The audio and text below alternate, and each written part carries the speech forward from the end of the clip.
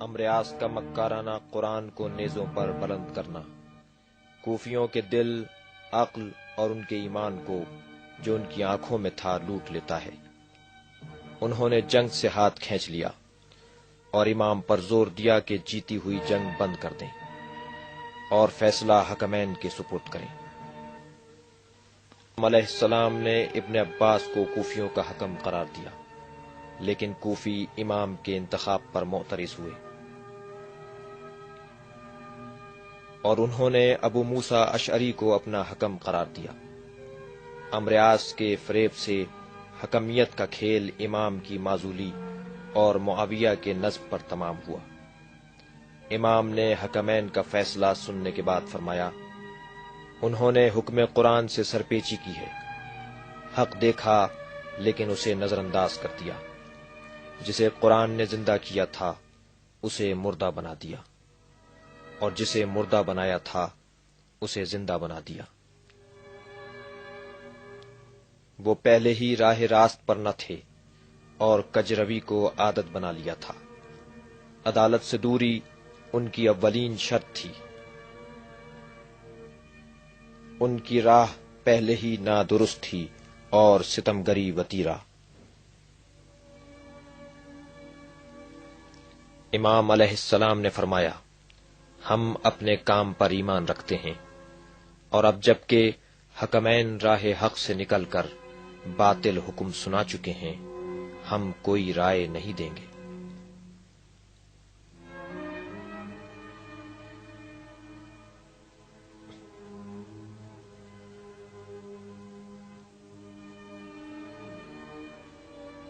پھر امام نے دوبارہ معاویہ سے جہاد کے لیے لوگوں کو بلایا، لیکن خوارج، وہی بے ایمان مومن اور وہی قاریان قرآن جو جا نمازوں پر سوتے تھے اور ان کی پیشانیوں پر سجدوں کے نشان تھے، امام علیہ السلام کی راہ میں رکاوٹ بنے۔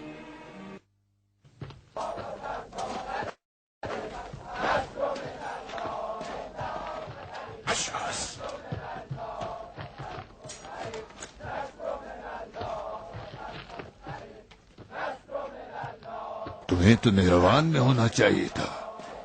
دیکھ رہے ہو کہ وہاں نہیں ہوں۔ تو اب تجدید بیعت کرنے آئے ہو۔ کیا کروں؟ اپنے مالک سے بے وفائی بلی کرتی ہے۔ تم اپنی نمازوں کی تعداد کے برابر بھی اگر بیعت کرو تب بھی اپنی ضرورت کے وقت بیعت شکنی کرو گے۔ تم خود معصوم ہو، تم سے غلطی نہیں ہوتی۔ کیوں نہیں؟ سب خطا کار ہے، لیکن روز روشن کا انکار نہیں کرتا۔ اس بدکار نابغہ کی اولاد امریاس اب بھی تم پر واضح نہیں ہوا۔ ابو موسیٰ جس کا تم دم بھرتے تھے، کھوکھلا اخروٹ نکلا، اس سے زیادہ نہیں۔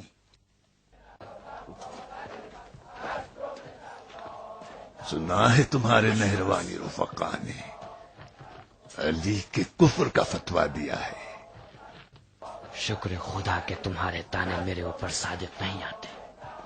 میں اگر افراط و تفریط کرنے والوں میں ہوتا تو میری پیشانی پر بھی سجدوں کے نشان ہوتے۔ اگر خیانت کاروں میں ہوتا تو تم مجھے لشکر معاویہ میں پاتے۔ لو، یہ رہا امریاس کے فریب کا ثبوت۔ مالک، یہ منافق خدا کے گھر میں کیا کر رہا ہے؟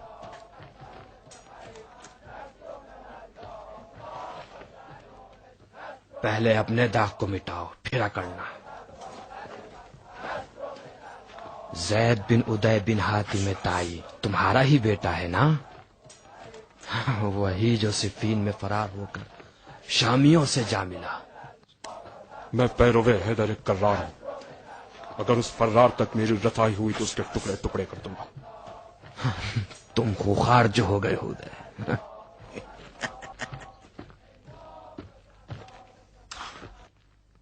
یہ گمراہ قوم لشکر کو تباہ و برباد کر دے گی مالک۔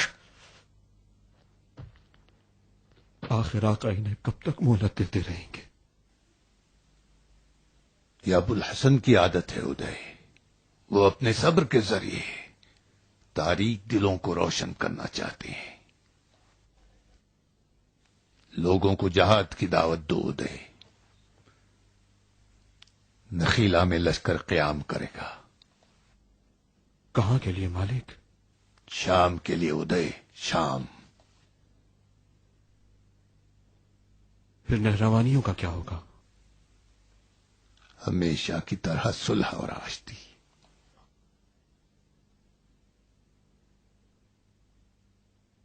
تم بھی اس بات پہ راضی ہو؟ میں نے علی کے رکاب میں سیکھا ہے کہ بغیر کینے کے تلوار چلاؤں گا ادے.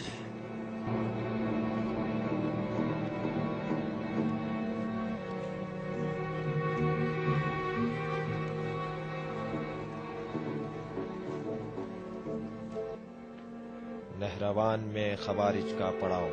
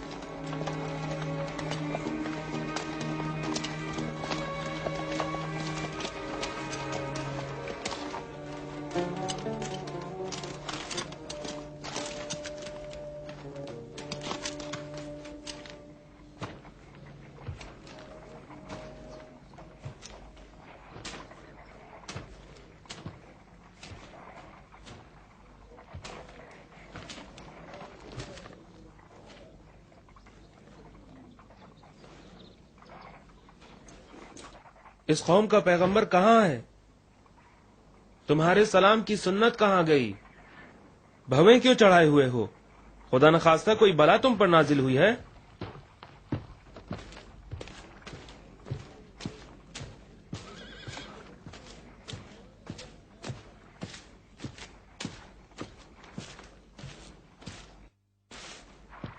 یہ قوم توبہ کر چکی ہے. کیا کرے؟ سب نے دیکھا جو کتاب صفین میں نیزوں پر بلند ہوئی وہ شیطان کے علم کے سوا کچھ نہ تھا. دیکھا جس حکم کے انتخاب میں علی کو مجبور کیا کیسا بے وقوف اور نادان نکلا. علی کی حقانیت پر بھی شک کرتے ہو؟ سب شیطان کے بندے ہو گئے. سنو، ہم اس لیے کہ معاویہ کی مکاری کا شکار ہو گئے اور علی ہمارے باطل خیال کے آگے تسلیم ہو گئے. ہم سب کے سب کافر ہو گئے. علی کو توبہ کرنی ہوگی. سبحان اللہ، خطرناک دعوت دے رہے ہو ابن اصیل. تمہارا مطلب ہے کہ علی ناکردہ گناہ پر توبہ کریں؟ علی کا توبہ کرنا یعنی خطا کا اقرار ہوگا. خلفائے رسول ایسے مقام پر ہیں کہ جو کبھی خطا نہیں کرتے. حکمیت کا قبول کرنا کیا گناہ نہیں تھا؟ نہیں، گناہ کیسا؟ تم نے چاہا حکم خدا ہو، علی نے بھی قبول کر لیا. اب دل سے بتاؤ، اگر علی حکمیت کو قبول نہ کرتے تو تم کیا کرتے؟ اپنی جان بچانے کے لیے علی نے حکمیت قبول کی. تم جس کی بھی کہو میں قسم کھا لوں، نہیں، ایسا نہیں تھا. جب دیکھا کہ تم لڑنے کے لیے تیار نہیں ہو اور کتاب خدا کا واسطہ دے رہے ہو تو انہوں نے قبول کر لیا. کیا تم لوگوں نے وامصیبتہ کی آوازیں نہیں لگائی تھیں؟ کیا یہ نہیں کہا تھا کہ علی کافر ہو گئے ہیں اور قرآن سے لڑ رہے ہیں؟ کہا تھا یا نہیں کہا تھا؟ گناہ کیا تھا، اب توبہ کرتے ہیں. دوبارہ کیوں گناہ کرتے ہو؟ جائز نہیں کہ مسلمان کے خون میں انسان حکم بنے. افسوس افسوس، کتاب خدا حکم ہے مسلمان. کھال پر لکھی ہوئی کتاب کی زبان نہیں ہوتی. کوئی تو ہو جو حکم خدا کو پڑھ کے سنائے، یا نہیں؟ دیکھا نہیں جب حکمین نے قرآن کے مطابق فیصلہ نہیں کیا تو علی نے ان کا فیصلہ قبول نہیں کیا. علی کو معلوم تھا کہ ہم غلطی پر ہیں یا نہیں. الٹی بات کیوں کر رہے ہو؟ خواہ مخواہ بحث مت کرو. جانتے تھے یا نہیں جانتے تھے؟ یا میں تمہاری زبان نہیں سمجھ پا رہا ہوں یا پھر تم ضد پر اتر آئے ہو؟ کہاں کی بات کر رہے ہو؟ تسبیحات اربع میں کون سے خدا کا ذکر کرتے ہو؟ قنوت میں کون سے اسم اعظم کے ذریعے دعا مانگتے ہو؟ صفین کا معرکہ عرب کی جہالت کا رسوا نامہ بن گیا۔ یہ لمبے دشداشے پہنے عبادت گزارو، عرب تو ذلیل ہو ہی چکے ہیں، اب اس سے بدتر کیا چاہتے ہو؟ آخر تم چاہتے کیا ہو؟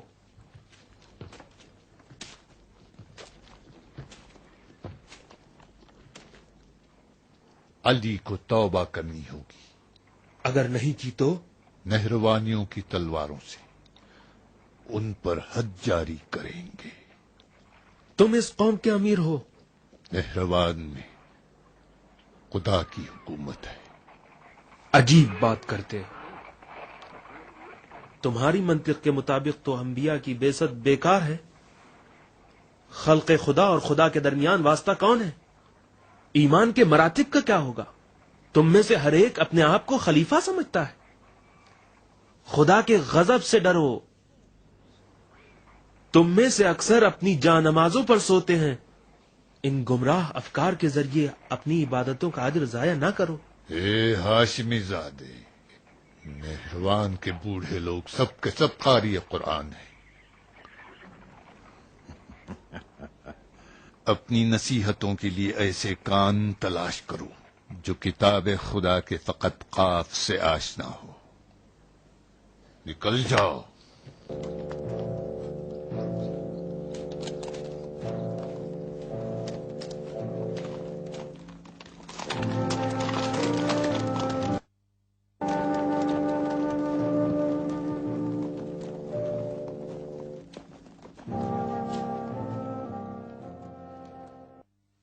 چلا گیا۔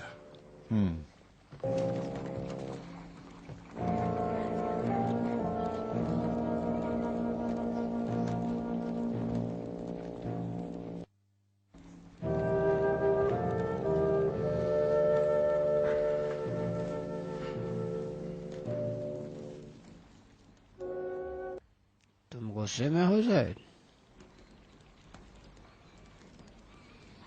آخر ہمیں کیا چاہیے؟ جہاں تک کہ میں حقیر جانتا ہوں، بغیر سربراہ کے حکومت اور مملکت خلیفہ کے بغیر ہو اور پیشوا ہمارا خدا ہو۔ ٹھیک ہے، مگر کوئی تو ہو جو زکوٰۃ جمع کرے، ہمارے لشکر والوں میں تقسیم کرے، بغاوت کو دبائے۔ سب کے سب تو سربراہ نہیں ہو سکتے، کیوں حمزہ؟ ایسی صورتحال میں کوئی بھی کسی کی اطاعت نہیں کرے گا۔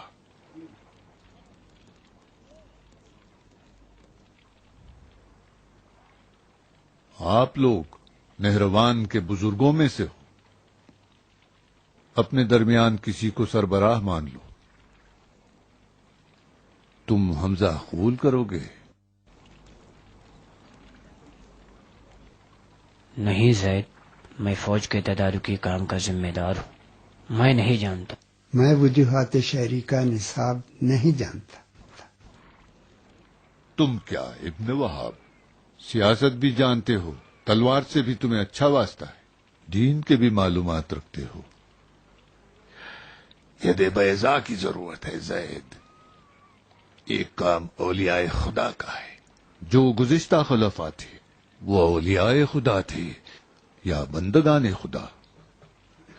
اصل بات تو حدود خدا کی حاکمیت ہے۔ تم صرف ان حدود کے نفاذ کے ضامن ہو۔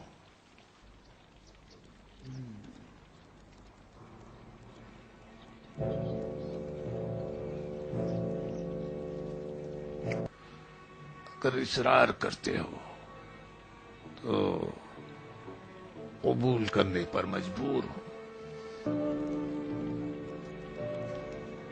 لیکن خدا کی قسم کھا کر کہتا ہوں کہ اس سربراہی کو نہ تو ہوا و ہوس کی وجہ سے قبول کر رہا ہوں اور نہ ہی موت کے خوف سے ترک کروں گا۔ مبارک ہو، ہاتھ دراز کرو کہ ہم بیعت کریں۔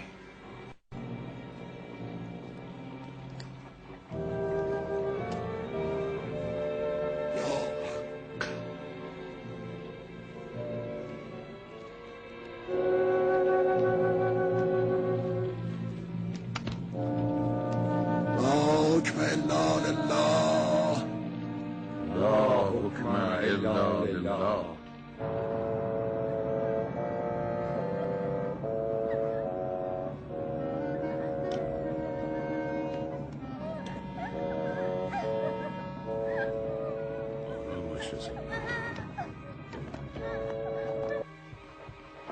میں کس قبرستان میں جاؤں؟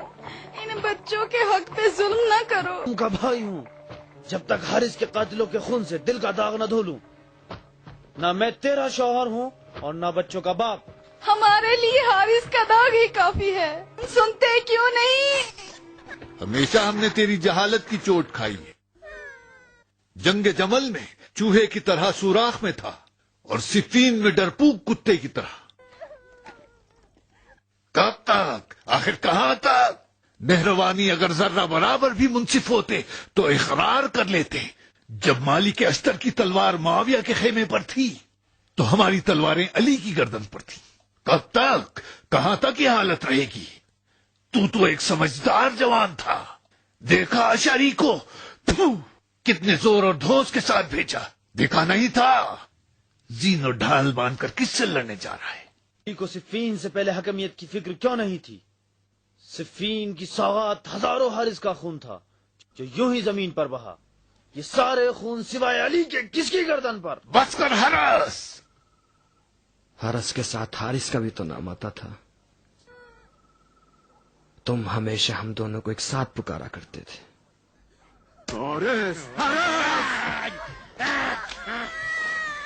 اس سرکش لشکر کو دیکھ. انہیں باپ کی ضرورت ہے دیوانے.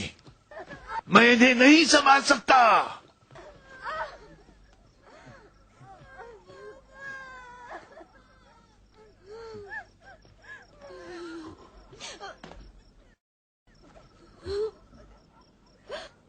میں شرمندہ ہوں. مجھے واجب تر کام ہے.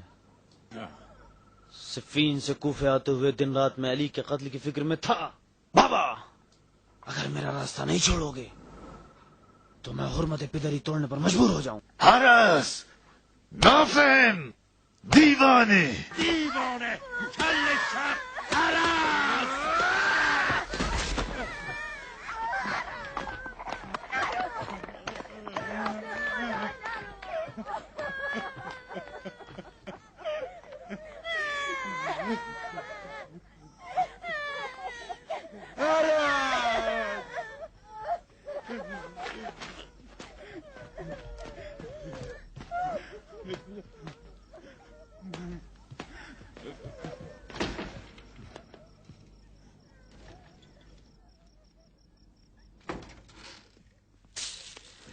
آپ کہاں؟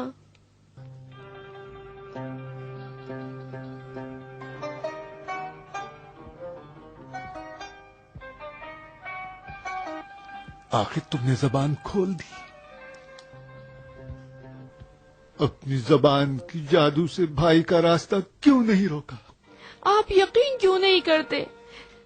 جب سے جمل میں ہماری ماں ہاری ہے میں اپنی صلاحیتیں کھو چکی ہوں.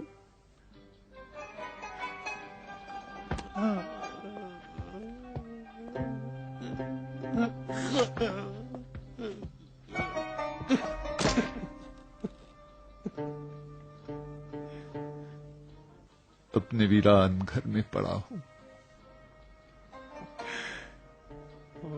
عمر بھر کی کمائی تباہ ہو گئی. پار الہ تو میری کون سی نامعلوم معصیت پر ناراض ہے؟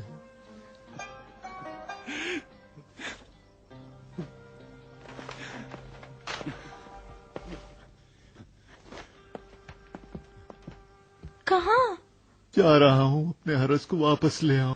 حرس واپس نہیں آئے گا. اس کے آگے ہاتھ پیر جوڑوں گا, التماس کروں گا. بابا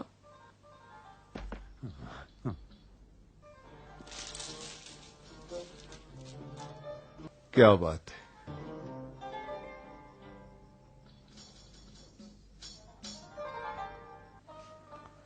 جی بھر کے دیکھنا چاہتی ہوں.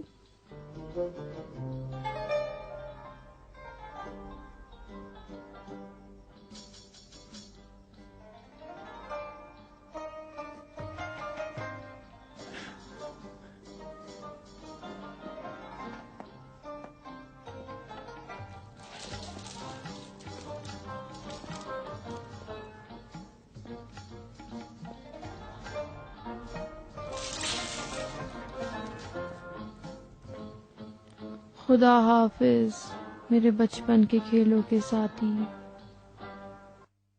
میں ان راتوں کو نہیں بھلا سکتی جب آپ ٹوکریاں بھر بھر کر میرے لیے ستارے توڑ کر لاتے تھے. اے میری ماں، اے میری جوانی کی رازدار، میں تیری مہربانیوں کو بھلا نہیں سکتی. ان کنگوں کو جو تو نے محبت مادری کے ساتھ میرے سر پہ پھیرے تھے، اور انار کی وہ چھڑیاں جو تو نے میری تربیت میں ماری تھی.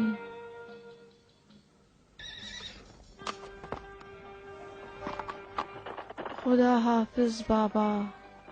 ان تھپڑوں کی یاد کے ساتھ جو میرے رخسار پر سرخ آب تھے، اور تیری غیرت کے تازیانے جو میرے بدن کا حجاب تھے، اور تیری تلوار.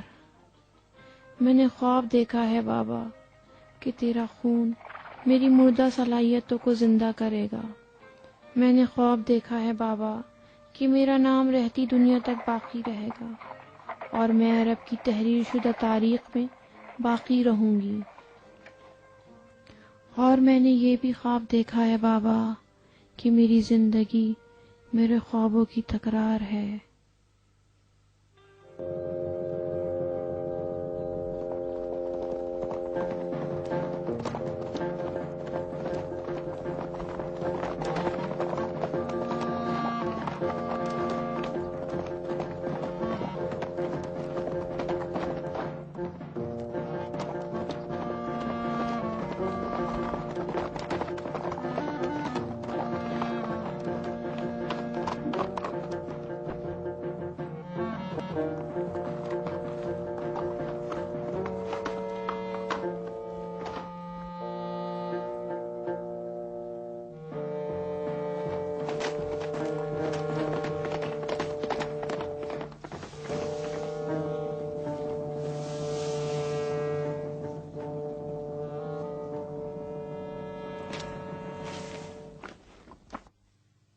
نہروان میں خوارج کی قیام گاہ.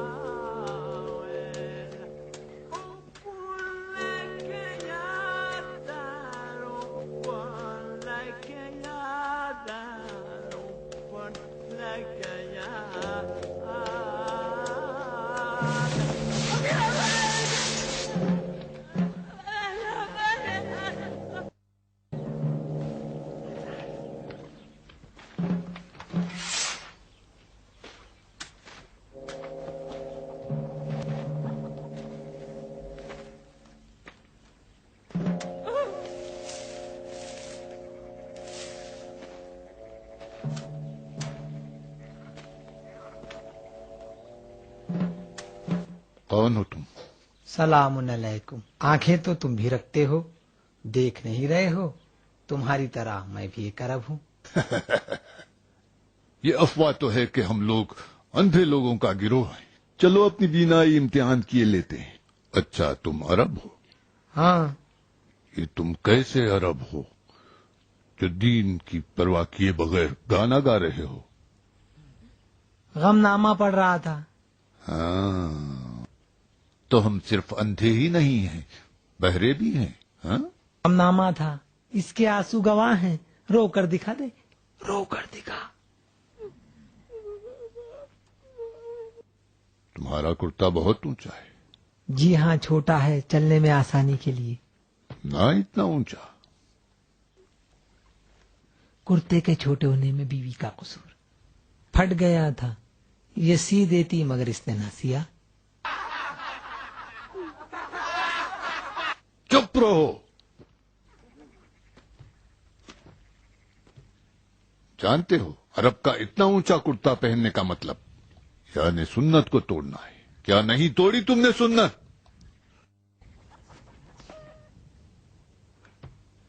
ہم جیسے غریب بدوؤں کا لباس کم از کم 100 سال چلتا ہے.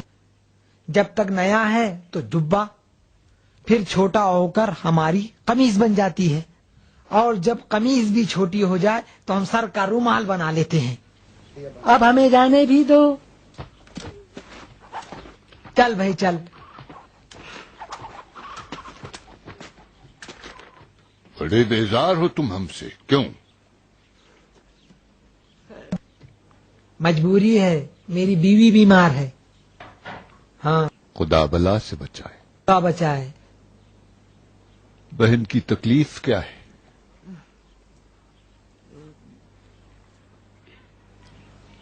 حاملہ ہے. مرحبا عرب، مرحبا. اتنی مرغیاں اور بچے کی ولادت میں کھانا بھی نہیں کھلاؤ گے؟ یہ تم کیسے عرب ہو؟ کاش نہ ہوتا. توبہ توبہ، کیا بکتے ہوئے گناہگار انسان. تو کیا کروں؟ تم نے جو ہمارا راستہ روک لیا ہے. اگر راہزن ہو تو یہ مرغیاں، جبہ اور جو چاہو لے جاؤ، اور اگر مسلمان ہو تو پہلے بتا چکا ہوں کہ میں اپنی بیوی کو اپنے چچا کے یہاں آرام کے لیے لے جا رہا ہوں. آخر بتاؤ تو صحیح، تم کون ہو اور کیا چاہتے ہو؟ تمہارے خیال میں ہم کون ہونا چاہیے؟ نفرت سے پاک دل ایک نیک انسان اور میری بیوی کے لیے محرم. ہیں اس شرط کے ساتھ کہ تم خیانت نہ کرو. کیسی خیانت؟ چلو ہمارے ساتھ، ابھی پتا چل جائے گا. تم لوگ میری چیزیں لینے کے لیے ایسا کر رہے ہو. ارے مجھ پر رحم نہیں کرتے، نہ کرو. ارے میری بیوی کو تو چھوڑ دو، وہ بیمار ہے. چھوڑ دو اسے، خدا کے لیے اسے چھوڑ دو. میں تمہارے سردار سے اس کی شکایت کروں گا. چھوڑ دو اسے. تم کیسے عرب ہو؟ تم کیسے عرب ہو؟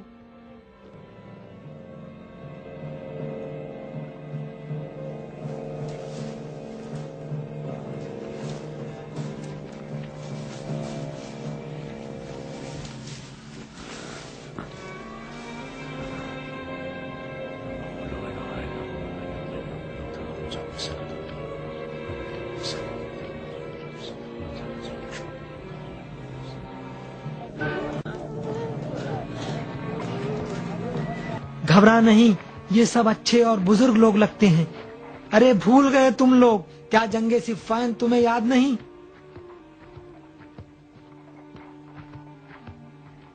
وہاں میں نے تمہارے لیے ایک مدت تک کھانا پکایا ہے اور تم لوگوں کی خدمت کی ہے. تمہاری شکایت تمہارے سردار سے کروں گا. جتنی دفعہ تم لوگوں نے میری ناموس پہ نگاہ ڈالی ہے، اب تم اتنے ہی کوڑوں کے مستحق ہو. میں شکایت کروں گا، تمہیں سزا ملنی چاہیے. تمہارے سردار سے شکایت کروں گا.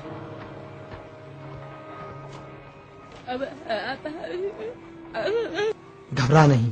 ان کی داڑیاں اور پیشانیوں پہ سجدوں کے نشان تو دیکھ. یہ اچھے لوگ معلوم ہوتے ہیں.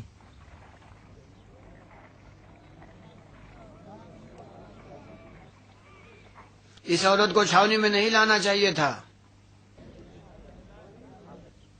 بیٹھ جاؤ، بیٹھ جاؤ.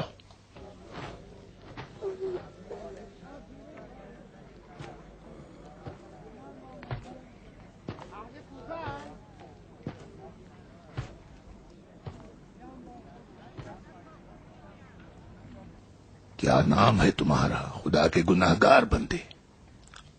میرا نام عبداللہ ہے اور پہچان سنت محمد. باپ کا نام خباب، جو غیر معروف اصحاب رسول میں سے تھا. کس مصلحت کے بنا پر مسلمان 2 اصل کو ایک فر پہ قربان کر دے؟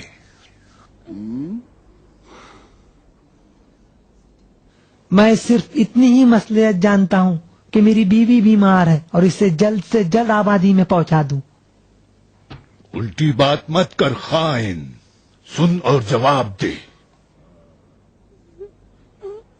شب قدر اور شب معمور میں کتنی تسبیحوں کا فرق ہے؟ میں نہیں جانتا. نماز صبح کتنی رکعت ہے؟ تم سے نہیں پوچھا ہے. بیٹھو، بیٹھ جاؤ. فرادہ پڑھتے ہو یا جماعت سے؟ کیا میرا امتحان لینا چاہتے ہو؟ امام اور مقتدا کون ہے؟ میرا امام اور مقتدا صرف حق ہے. بڑی زبان چلا رہا ہے. ہاں بیچتا ہوں 2 مسقال معرفت کے بھاؤ میں. ہوا بہت گرم ہے، میری بیوی بیمار ہے. تم ہمیں پہچانتے ہو؟ لگتا ہے نئے راہزن ہو اور ہمیں کاروان سمجھ لیا ہے. دل کی تسکین کے لیے میں تو غم نامہ پڑھ رہا تھا تاکہ طولانی سفر طے ہو سکے. اونچا لباس اس لیے پہنتا ہوں تاکہ پتھر اور جھاڑیوں کو ہٹا ہٹا کر آسانی سے چل سکوں. یہ کیا جرم ہے؟ اسی تعصب کی وجہ سے تم لوگ دوست اور دشمن کی شناخت سے محروم ہو گئے ہو. کیا شام کے نام سے بھی کسی شہر کے بارے میں سنا ہے جہاں معاویہ کی حکومت ہے، جس کے کتے کی صرف آدھے دن کی خوراک تمہارے اور میرے 10 لباسوں کے برابر ہے؟ میں سمجھ رہا ہوں. اچھی بات کی ہے. کسی حدیث سے ہمیں سیراب کرو اور جاؤ. ٹھیک ہے. میرے والد نے رسول خدا کو فرماتے ہوئے سنا ہے. فرمایا تھا کہ ایک ایسا فتنہ برپا ہوگا جب جسم سے پہلے دل مردہ ہو جائیں گے. جو رات میں مومن ہوں گے وہ صبح کافر، اور جو صبح کافر ہوں گے وہ رات میں مومن ہو جائیں گے. بھائی چارگی پر بولو. رحم اللہ من قرأ الفاتحہ مع الصلوات. تم نے ہمارے متعلق حدیث سنائی. علی حکمیت سے پہلے کیا تھے؟ امیر المومنین. حکمیت کے بعد کیا ہوئے؟ امیر المومنین. جنگ صفین میں تم تھے. کھانا پکاتا تھا. نہیں دیکھا تمہارے امیر المومنین نے صفین کا فیصلہ حکمین کے حوالے کر دیا.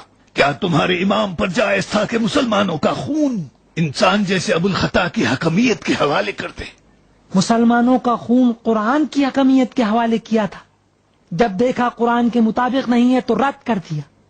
تو تم علی کے ساتھ ہو. اے بندہ خدا، اول ہی یہ پوچھ لیتے بدی سے گھما کر لقمہ کیوں کھاتے ہو؟ تم ان کے ساتھ ہو. کیسے علی سے محبت نہ رکھوں؟ اس کی پہنی ہوئی ایک ایک چیز فدیے زہرا ہے. وہ زمین جس سے ہماری گزر بسر ہوتی ہے علی کا عطیہ ہے. جب علی ہی کی وجہ سے ہماری زندگی اور سانسیں ہیں، پھر بھی ہم ان سے محبت نہ کریں تو یہ زندگی کس کام کی؟ پھر تو تم اسی طرح مرو گے کہ تمہارے اعتقاد کے مطابق ہو.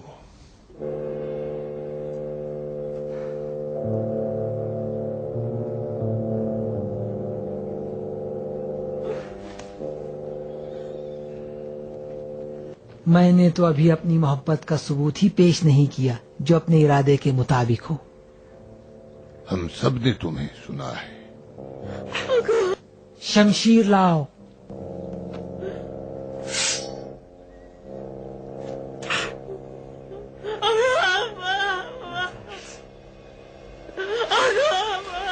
گھبراؤ نہیں.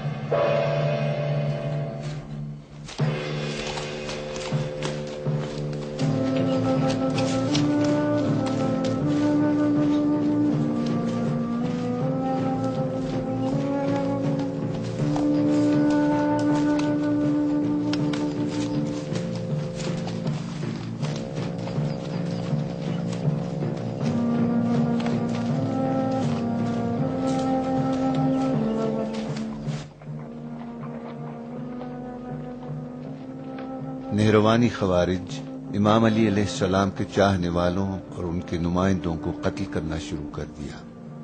پے در پے خوارج کی چھاونی پر قاصد بھیجے جاتے، لیکن ان کے ٹکڑے ٹکڑے کر کے امام کی چھاونی میں واپس بھیج دیے جاتے. نہیں معلوم نہروانی کس لیے ہمارے سفیروں کو ٹکڑے ٹکڑے کر رہے ہیں.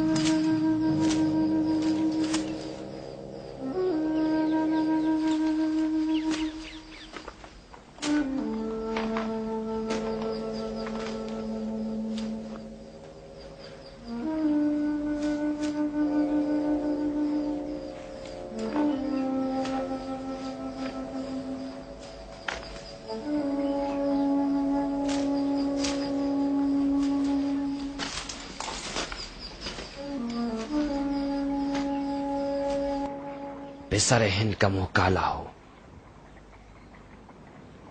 اب مجھے یقین ہے کہ زوجہ ابن خباب کا شکم چاک کیا گیا ہوگا.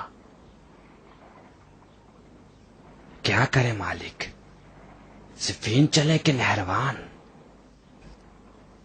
اس صورتحال میں ہم صفین نہیں جائیں گے. لعنت ان سیاہ دلوں پر. جو وحشت انہوں نے لوگوں کے دلوں میں ڈال دی ہے، لشکر والوں کے قدم ڈگمگا رہے ہیں.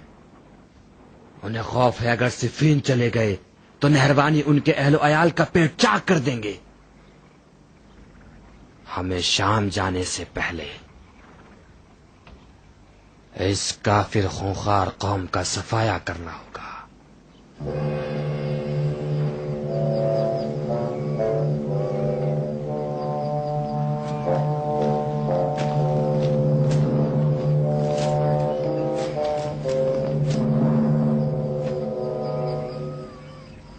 اللهم اجعلها عندك في اعلى العليين واخلف على اهلها في الغابرين وارحمها برحمتك يا ارحم الراحمين.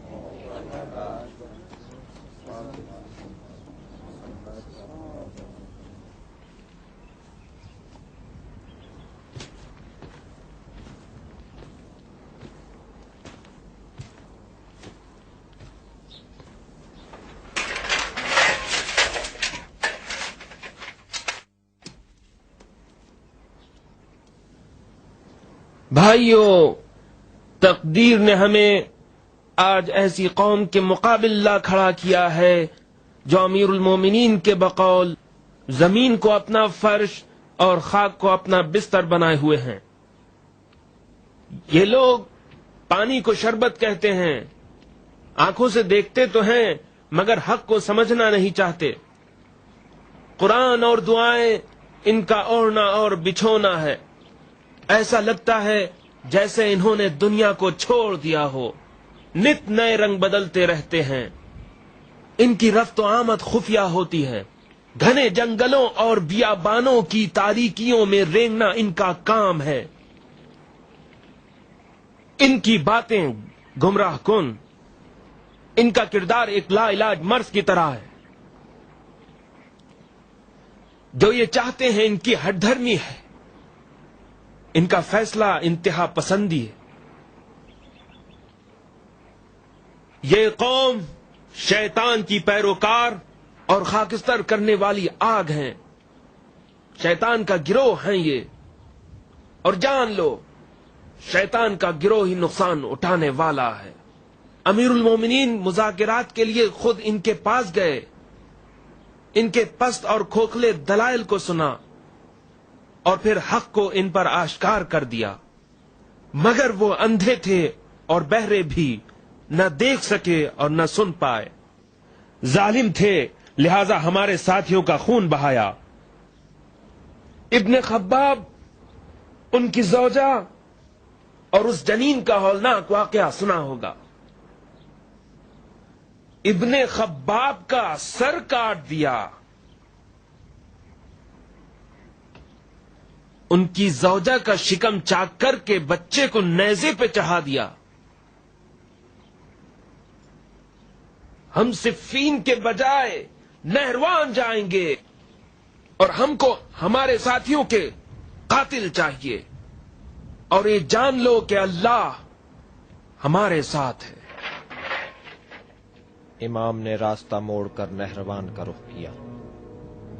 اہل نہروان کی ناانصافیوں نے دل میں اتنا خوف بٹھا دیا تھا کہ امام علیہ السلام کے نزدیک ان سے مقابلے کے علاوہ کوئی چارہ نہ تھا، اور جنگ سے پہلے اس کہتا فکر متعصب قوم سے خطاب کرتے ہوئے فرمایا، تمہیں اس نہر کے کنارے خون میں لتھ پتھ ادھر ادھر زمین پر گرنے سے ڈراتا ہوں۔ میں نے حکمیت قبول نہ کرنے کا کہا تو تم نے انکار کیا، مگر میں نے اپنی رائے کو چھوڑ کر تمہاری خواہش کو قبول کیا۔ اے ہلکے اور وعدہ خلاف لوگو، میں نے نہ ہی تم پر کوئی بلا ڈالی اور نہ ہی کوئی نقصان پہنچایا۔ پھر اپنے اصحاب کی جانب رخ کر کے فرمایا، قسم بخدا ان کے 10 نہیں بچیں گے اور تمہارے 10 نہیں مریں گے۔ وہیں رک جاؤ، آگے مت آنا، جہاں ہو وہیں رہو دھوکے باز۔ اگر تمہارے خیال میں ہم کافر ہیں تو کوئی بات نہیں، لیکن ہمارے ہاتھ گیلے نہیں جو تمہیں نجس کر دیں۔ جو مسلمان کافر ہو جائے وہ کتے جیسا ہے، اس کا سانس بھی نجس ہے۔ اگر کتے کے برابر بھی سمجھو تب بھی تمہارا انداز ظالمانہ ہے۔ جب میں یوں ہی نہیں بھونک رہا تو تم کیوں چیخ رہے ہو ابن وہب؟ علی کے بار بار قاصد بھیجنے کا کیا مقصد ہے؟ یقیناً تمہارے رحم اور مردانگی کو چانچنا چاہتے ہیں۔ تو خیانت کار کبھی یہاں سے کھاتا ہے کبھی وہاں سے، کبھی معاویہ کے ساتھ ہے تو کبھی علی کے۔ اب اس لیے آیا ہے کہ چالاکی سے ہمارے ہتھیار ڈلوا دے۔ علی شام کا راستہ چھوڑ کر نہروان کی طرف کسی مقصد سے ہی آتے ہیں۔ علی سے جو پہلے کہا تھا ہمارا جواب وہی ہے۔ علی شام ہی جانا چاہتے ہیں، لیکن علی نہروان اس لیے آئیں گے کہ تمہارے بے گناہ افراد کی طرف ہمدردی کا ہاتھ بڑھائیں۔ ہم کفر سے ہم رکاب ہو کر کفر سے جنگ نہیں کریں گے۔ تمہارے بعض افراد نے ہمارے ساتھیوں کو قتل کیا اور ایک عورت کا شکم بھی چاک کر دیا۔ تم امان میں ہو اس شرط پر کہ قاتلوں کو ہمارے حوالے کر دو۔ کافروں کے قتل میں ہم سب نہروانی برابر کے شریک ہیں۔ جاؤ، جا کے علی سے کہہ دو۔ جاؤ، چلو جاؤ۔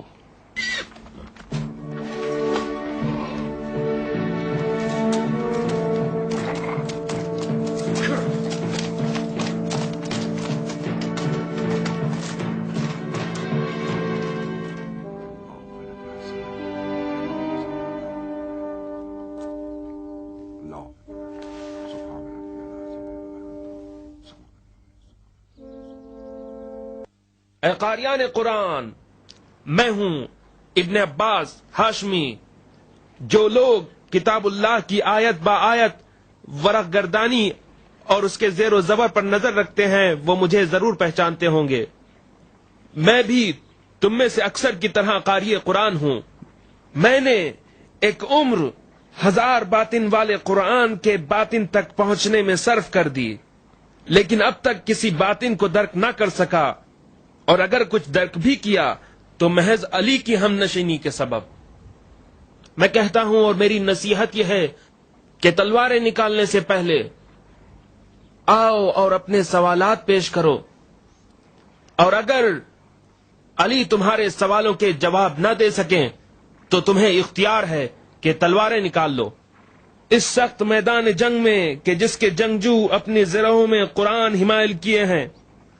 ابن عباس رجس کے لیے رسول اللہ کی ایک حدیث نقل کرتا ہے کہ تم میں سے ایک قرآن کی تعویل کے لیے جنگ کرے گا جس طرح کہ میں نے قرآن کے نزول کے لیے جنگ کی ہے۔ اس موقع پر ابو بکر اور عمر بھی موجود تھے۔ انہوں نے پوچھا کیا وہ ہم دونوں میں سے کوئی ایک ہوگا؟ فرمایا نہیں۔ پوچھا پھر وہ کون ہے؟ فرمایا جو اپنے جوتے ٹاک رہا ہے۔ جب لوگ وہاں سے باہر نکلے تو کیا دیکھتے ہیں کہ یہ علی ہیں جو باہر بیٹھے اپنے جوتے ٹاک رہے ہیں۔ آج اسی جنگ کا دن ہے، جان لو تم نے خدا کے ولی کے خلاف تلوار اٹھائی ہے۔ تمہارے درمیان ایسے افراد بھی موجود ہیں جو مومنوں کا خون بہانا نہیں چاہتے۔ اس علم کو دیکھ لو، ہم کل صبح کی سفیدی ظاہر ہونے تک منتظر ہیں۔ جو اپنے دل سے جہل کا زنگ دھو ڈالے اور اس علم کی پناہ میں آ جائے وہ لشکر خدا میں داخل ہو جائے گا۔